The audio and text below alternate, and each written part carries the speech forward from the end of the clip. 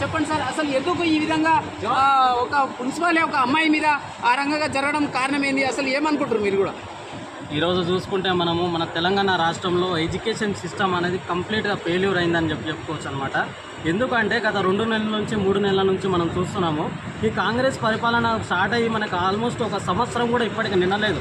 అప్పటికే ఈ సంవత్సరం లోపలనే 2-3 నెలల క్రితం నుంచి దాదాపుగా చాలామంది యువకులు కానీ యువతులు కానీ ఎన్నో ఇబ్బందులు క్రియేట్ చేస్తూ ఎన్నో ఇబ్బందులు పడుతూ కాలేజీలో వాళ్ళ ప్రెజర్ పెడుతూ చదవండి ర్యాంకులు కొట్టండి ఫస్ట్ ర్యాంకులు కొట్టండి అని చెప్పేసి వాళ్ళు ఒత్తిడికి లోన్ అయ్యి అసలు వాళ్ళకి ఏ డిసిషన్ తీసుకోవాలి, ఎలాంటి టైంలో ఏ డిసిషన్ తీసుకోవాలి, డిప్రెషన్లోకి వెళ్ళి మానసికంగా ఎంతో కుంగిపోతూ ఆత్మహత్యలు చేసుకుంటున్నారు. అంత ప్రాబ్లమ్స్ అయితే క్రియేట్ చేసుకుంటారు.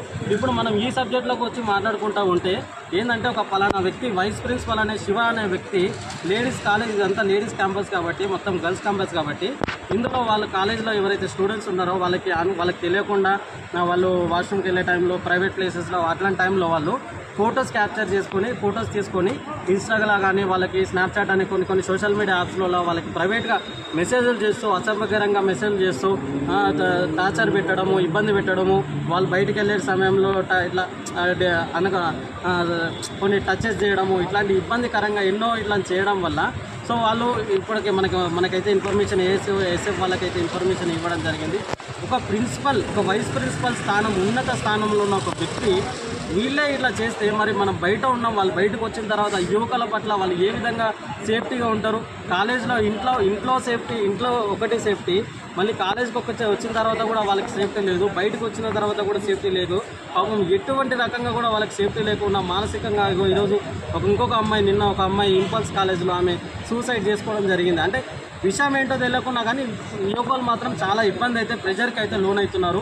ఎడ్యుకేషన్ సిస్టమ్ అనేది కంప్లీట్గా కొలాప్స్ అని చెప్పుకోవచ్చు. ఎందుకంటే ఇప్పటికీ సంవత్సరం కావస్తుంది, ఒక ఎడ్యుకేషన్ మినిస్టర్, ఇందాక మన తేజ చెప్పినట్లుగా ఎడ్యుకేషన్ మినిస్టర్ కూడా మనకి ఇంకా ఇప్పటివరకు నిర్మించలేదు.